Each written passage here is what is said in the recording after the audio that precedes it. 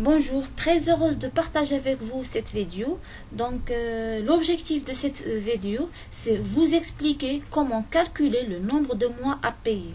Pour vous dire comme quoi cette vidéo, normalement, c'est une explication d'une solution qui a été proposée dans la gestion de paiement que j'ai partagée sur la chaîne. Et maintenant, je vais vous montrer comment calculer le nombre de mois à payer, c'est-à-dire le nombre de mois étudiés dans l'établissement. Bon, la formule que je vais proposer et que je vais vous expliquer suit normalement quelques conditions, quelques règles.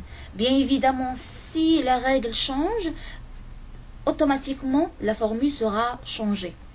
Alors, la première chose que je vais tirer votre attention, c'est que j'ai une date d'inscription. Et selon cette date d'inscription, je dois calculer le nombre de mois à payer. Pour la date d'inscription, il se peut que le stagiaire est inscrit en premier du mois, c'est-à-dire 1-1, et comme il peut être inscrit en dernière journée, c'est-à-dire le 30 octobre. Pour nous, que ce soit le stagiaire inscrit début de mois ou à la fin du mois, pour nous, le mois fait partie du nombre de mois à payer. C'est-à-dire c'est un mois qui doit être payé. Juste, je fais ça. Pourquoi? Parce que ça fait partie des règles de gestion de paiement que j'ai mis dans le projet.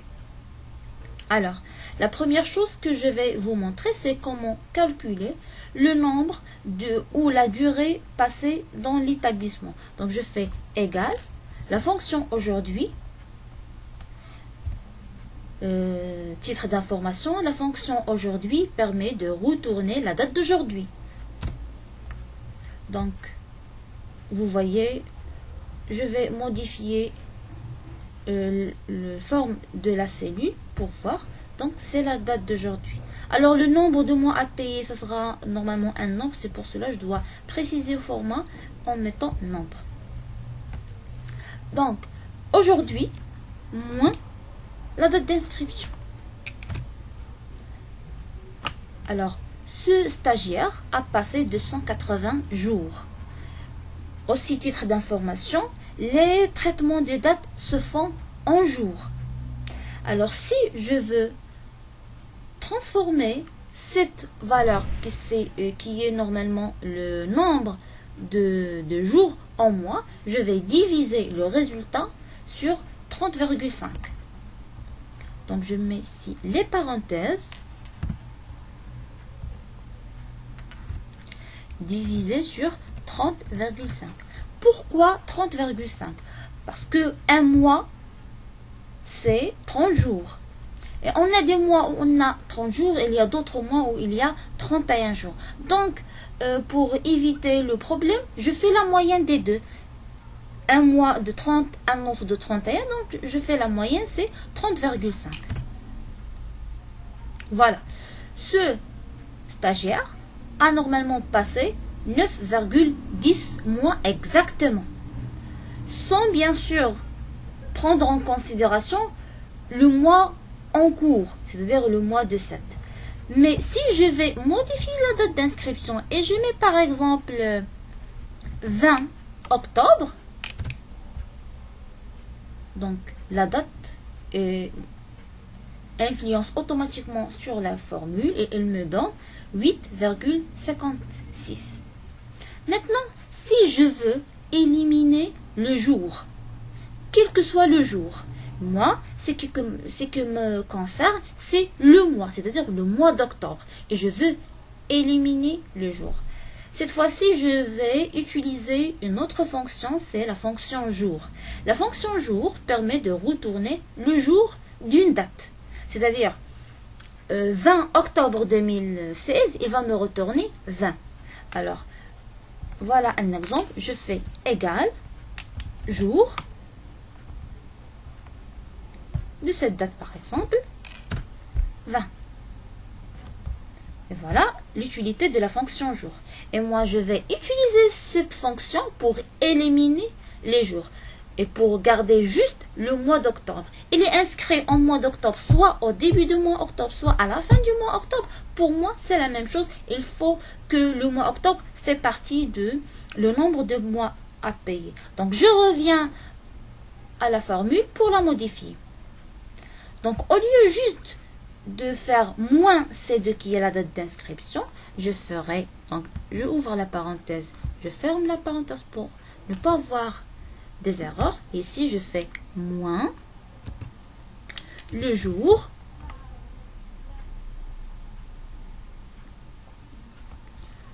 de C2. Je dois juste vérifier les parenthèses. Donc, les voilà.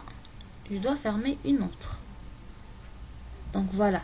C2, C2, moins jour C2, c'est-à-dire je vais éliminer le jour. Que ce soit inscrit en 1 janvier, plutôt 1 octobre ou 30 octobre, c'est la même chose.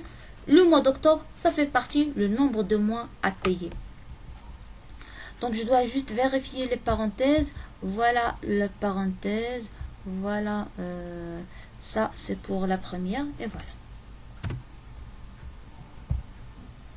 Donc, c'est 9,21. Et maintenant, vous allez voir, même si je vérifiais les jours, ou je modifiais les jours, le nombre de mois à payer ne change pas. Donc, je vais par exemple faire 1, donc toujours 9,21. Si je vais modifier et je mets 30, toujours 9,21. Voilà la première solution. Maintenant, je dois éliminer tout ce qu'il y a après la virgule. C'est clair. Donc, normalement, le nombre de mois, il doit me retourner soit 9, 10 ou 0. Maintenant, donc, je vais utiliser une autre fonction, c'est la fonction int. La fonction int permet de renvoyer la partie entière d'un nombre. Donc, avant de l'utiliser, donc je vais la tester ici. Je fais égal int. Je choisis la cellule, parenthèse, et voilà. Donc, tout simplement, c'est une date. Je modifie, voilà. Il me renvoie juste la partie entière d'un nombre. Donc, je vais la réutiliser dans la formule. Donc, je mets ici int.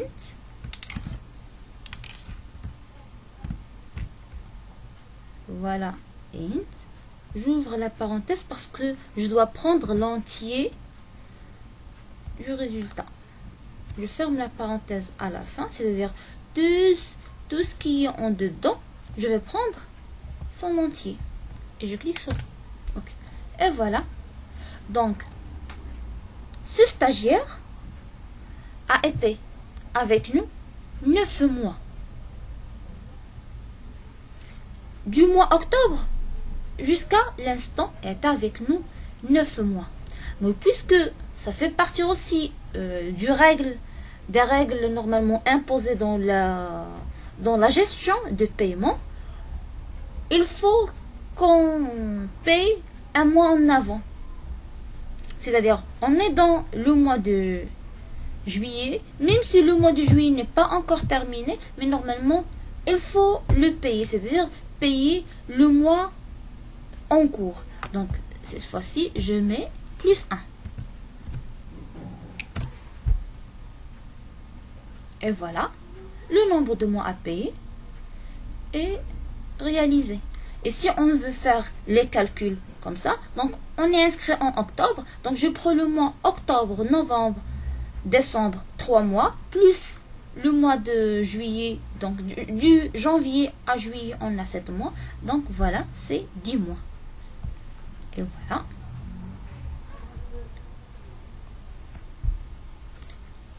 Comme vous voyez, la formule m'a permis de calculer le nombre de mois. Donc, même si je modifie maintenant les valeurs, je fais par exemple le mois 1, 7 mois.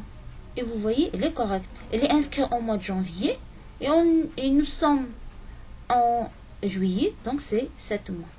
Maintenant, le total à payer il est facile. Donc, je fais égal le nombre de mois fois le montant mensuel.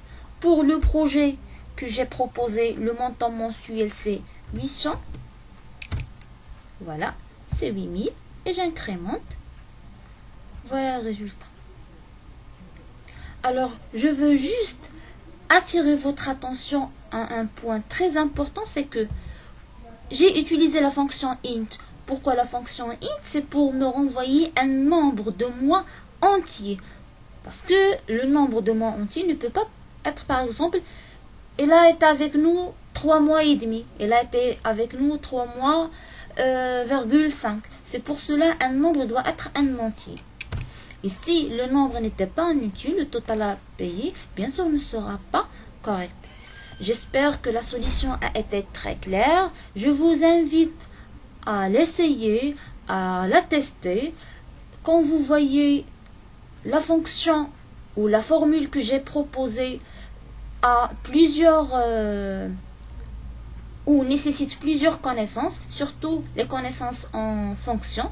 Donc j'ai utilisé la fonction int qui permet de renvoyer la partie entière. J'ai utilisé la fonction aujourd'hui qui permet de retourner la date d'aujourd'hui. Et j'ai utilisé une autre fonction, la fonction jour, qui permet de retourner le jour d'une date. J'espère que l'explication a été claire. Si vous avez d'autres questions ou d'autres complexités, n'hésitez pas à poser vos questions. Et si vous voulez d'autres vidéos, d'autres informations, n'oubliez pas de cliquer sur s'abonner. Et merci.